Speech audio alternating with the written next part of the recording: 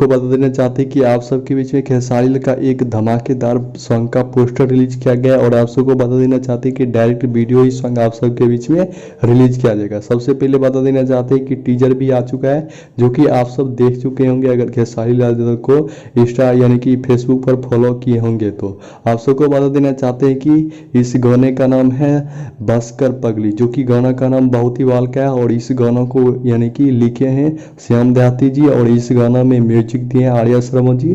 और आप सबको बता देना चाहते हैं कि इस गाना को गाए हैं खेसारी लाल यादव के साथ में शिल्पी राज जी।